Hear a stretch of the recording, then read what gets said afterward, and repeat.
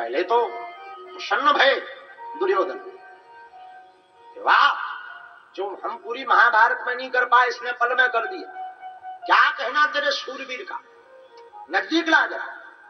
पर जैसे ही नजदीक आकर के चेहरे को बड़े गौर से देखा तो चिढ़ाड़ पड़ा दुर्योधन, हे अश्वत्थामा, अरे तूने ये क्या किया?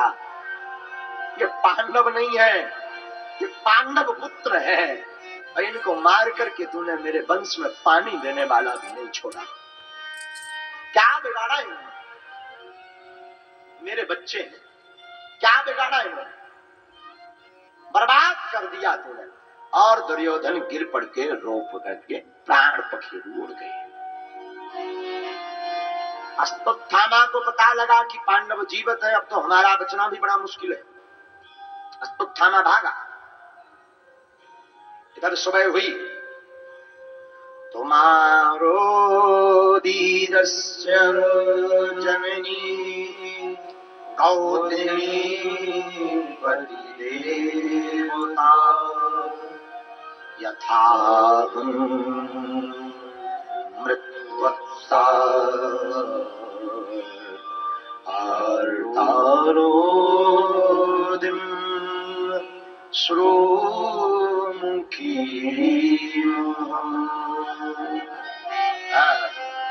रो पड़ी द्रौपदी।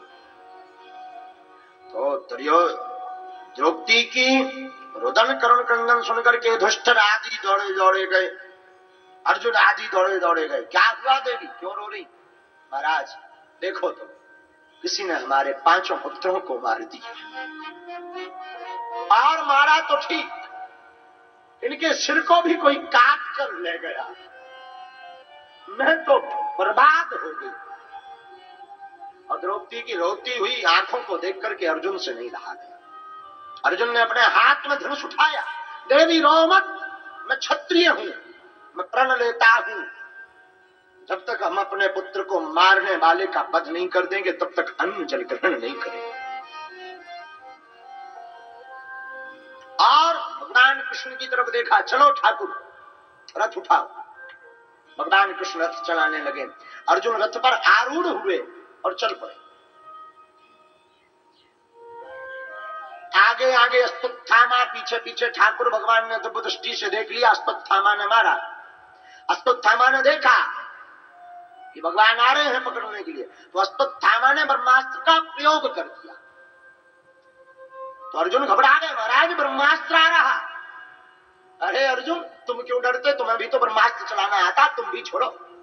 अर्जुन ने भी ब्रह्मास्त्र छोड़ा, दोनों टकराए, भयंकर वेदना होने वाली थी, उपद्रव मचने वाला था। तो भगवान ने कहा, अर्जुन तुम अपना ब्रह्मास्त्र वापस करो, अश्वत्थामा तुम कर। अश्वत्थामा बोला, हमें चलाना आता, वापस करना नहीं आता। तो आफत हो गई, अर्जुन तुम वापस करो पहले। अर्जुन ने अपना ब्रह्मास्त्र वापस किया। अश्वत्थामा क्या करोगे? महाराज हमें चलाना आता, मोड़ना नहीं आता, वापस करना नहीं आता, कहीं और भेज सकते। हाँ, अश्वत्थामा को लगा कि ब्रह्मास्त्र का प्रयोग हुआ, एक ना एक तो मरना चाहिए। तो अश्वत्थामा ने उस ब्रह्मास्त्र को अभिमन्यु की पत्नी उत्तरा की कोख पर चला दिया, मोड़ दिया। चलाया था अर्जुन पर मोड़ दिया।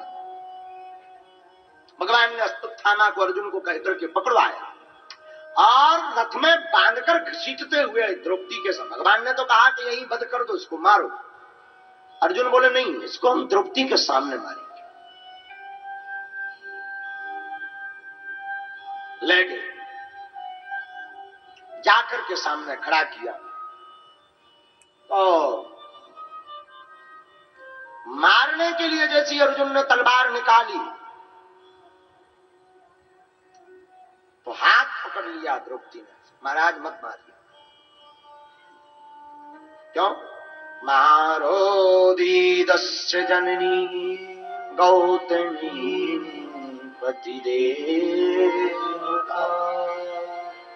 मां क्या होती है इसका दुख मैंने जान लिया, पुत्र के मरने का शोक क्या होता मैंने जान लिया, मत मारो। इसके पिता तो पहले ही महाभारत में मारे गए गुरु द्रोणाचार्य, इसकी मां पहले से ही विधवा हो गई, वो अगर ये भी मर जाएगा तो उस पर तो संकटों का पहाड़ गिर जाएगा। जो इसकी मां है, जिसका नाम कृपी है, वो रोते रोते मर जाएगी। महाराज, दो दो हत्याओं का पाप लगेगा, मत मारो। अर्जुन कहते देवी तुम ऐसा कह रही तो कि दुष्ट जी ने हाँ मिला दी, हाँ मत मारो। अब ज्येष्ठ भ्राता पितृ क्षमा, बड़ा भाई पिता के समान होता है। और मात पिता गुरु प्रभु की कीजे कार्य परम। अब अगर नहीं मानते तो पाप लगेगा। और अर्जुन थोड़ा पीछे तो भय, और भगवान ने इशारा करके कहा अर्जुन तुम क्षत्रिय हो, तुमने प्रतिज्ञा ली थी जब तक वध नहीं कर देंगे तब तक अन्न जल ग्रहण नहीं, तुम्हारा प्रतिज्ञा का क्या होगा। अब तो अर्जुन फंस गए, एक तरफ भैया, एक तरफ द्रौपदी जी, दूसरी तरफ धर्म और प्रतिज्ञा। महाराज आप ही कुछ उपाय बताओ ना, आप तो द्वारकाधीश हो, कुछ बताओ ना। भगवान बोले देखो शास्त्र की पूछो तो हम बता सकते हैं, हाँ बताओ शास्त्र क्या कह रहे हैं यहाँ पर। तब कहते हैं भगवान ब्रह्म बंधुर्न हन्तव्य आततायी